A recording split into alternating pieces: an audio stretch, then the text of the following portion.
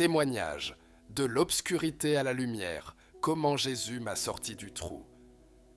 Bonjour à tous. Aujourd'hui, j'aimerais vous ouvrir mon cœur.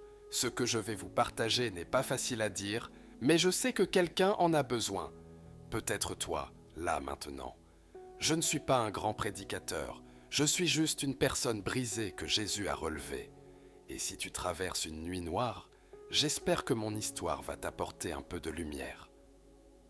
Mon enfance dans l'obscurité. Je suis né dans une famille compliquée. Très tôt, j'ai connu la peur. Pas la peur normale d'un enfant, non, une peur profonde, permanente. Mon père était violent, ma mère faisait de son mieux, mais elle était elle-même brisée. Il y avait des cris tous les soirs, parfois des coups. Enfant, je me demandais souvent, est-ce que quelqu'un m'aime? Est-ce que je compte pour quelqu'un? À l'école, je faisais semblant, je riais, je parlais. Mais à l'intérieur, j'étais vide, brisé. Personne ne voyait mon cœur. L'Éternel est proche de ceux qui ont le cœur brisé, et il sauve ceux qui ont l'esprit abattu. Psaume 34, 18. L'adolescence, la révolte et le masque. Vers 13-14 ans, j'ai commencé à changer. Je suis devenu dur, froid, rebelle. J'avais tellement mal en moi que j'ai décidé de ne plus ressentir. J'ai mis un masque. Je suis tombé dans les mauvaises fréquentations, la délinquance, les soirées, les choses interdites, tout ce qui pouvait m'anesthésier. Je voulais que quelqu'un me remarque, que quelqu'un me sauve, mais je n'osais pas le dire. Alors je faisais tout pour paraître fort, pour ne rien laisser paraître. Mais en vérité, j'étais un enfant qui criait à l'intérieur. Le point de rupture. Je me souviens d'un soir. J'étais seul chez moi. Il était tard. J'ai regardé le plafond, allongé dans le noir, et j'ai dit « Seigneur, si tu existes, sauve-moi, parce que là, je suis en train de mourir de l'intérieur. » Je ne m'attendais pas à une réponse, mais c'est là que ma vie a commencé à basculer. La lumière est venue, doucement. Quelques semaines plus tard, une personne de mon quartier m'a invité dans une église. J'ai d'abord dit non, puis, je ne sais pas pourquoi, j'ai accepté. Quand je suis entré, j'ai ressenti quelque chose de bizarre, une paix. Pendant la louange, j'ai pleuré pour la première fois depuis des années. Je ne savais pas pourquoi, je ne comprenais pas ce qui se passait, mais une chose était sûre, quelque chose bougeait dans mon cœur.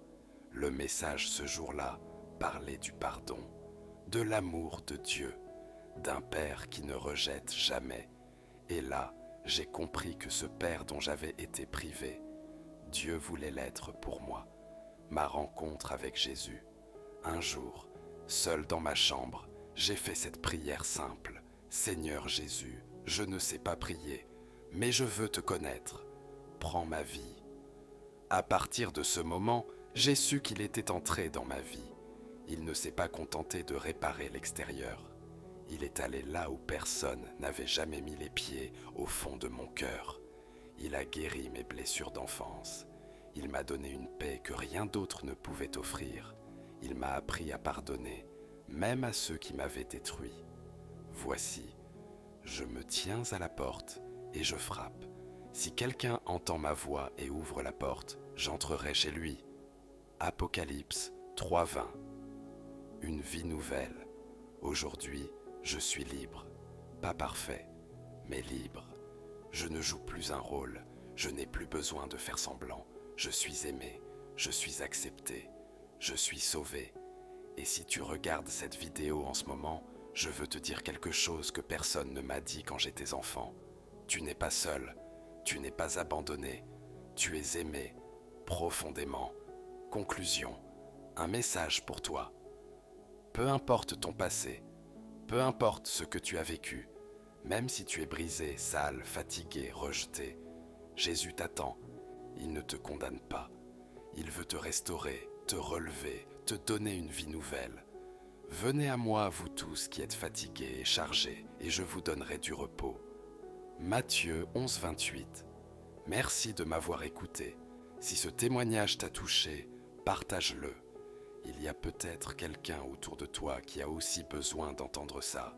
Et si tu veux rencontrer Jésus comme je l'ai rencontré, ouvre-lui simplement ton cœur. Il fera le reste.